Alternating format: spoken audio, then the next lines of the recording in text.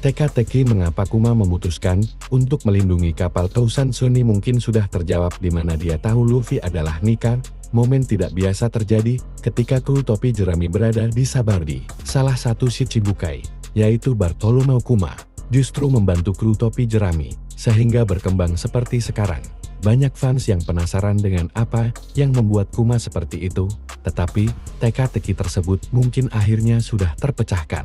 Dalam arc Sabardi yang terjadi 2 tahun lalu di tim Line One Piece. Pada saat itu kru topi jerami sedang mencari rekannya Chami yang ternyata ditemukan di pergelangan manusia. Dalam peristiwa ini, Luffy pun kemudian menghajar salah satu kaum naga langit, Saint Charles, yang menembak Hachin.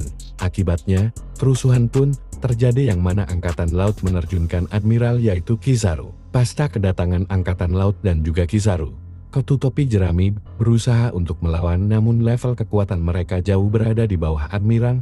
Belum lagi, Angkatan Laut juga menerjunkan senjata andalan mereka Pacifista. Ketika kru topi jerami nampak tidak lagi memiliki pilihan dan hampir tewas, sesuatu mengejutkan pun muncul, sosok Kuma yang asli meminta Pacifista untuk berhenti menyerang. Hal ini pun memunculkan pertanyaan besar di kalangan fans, mengapa kemudian Kuma mau melakukan hal tersebut? Dan yang tidak kalah menarik adalah Kuma sempat membisikkan sesuatu kepada Rayleigh, yang mana ucapan dari Kuma tersebut menyebutkan jika dia adalah bagian dari pasukan revolusi yang hendak membantu dan melindungi kru topi jerami. Kuma juga mengatakan bahwa dia tidak memiliki waktu lagi sebelum kemudian tubuhnya benar-benar dirubah menjadi Pacifista. Meskipun alasan tersebut mungkin memang masuk akal. Apalagi Kuma merupakan sosok yang dekat dengan Monkey D. Dragon yang merupakan ayah dari Luffy.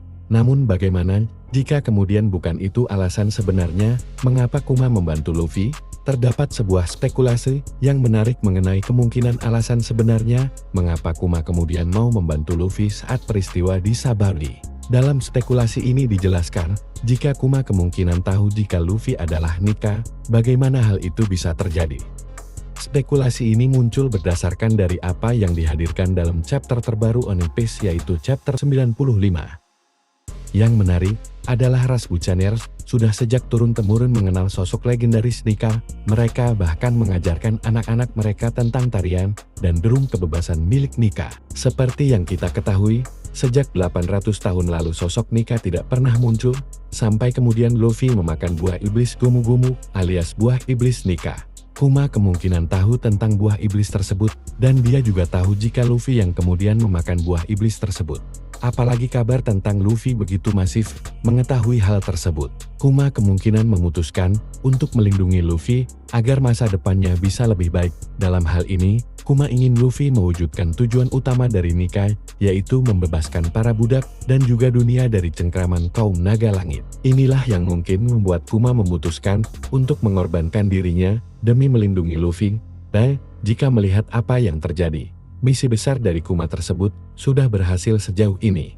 Yang masih harus kita tunggu adalah apa yang kemudian terjadi kepada Kuma, sehingga dia harus pergi ke Marijoal, dan apa yang sebenarnya terjadi pada masa lalu Kuma, sehingga dia dianggap sebagai sosok yang mengerikan.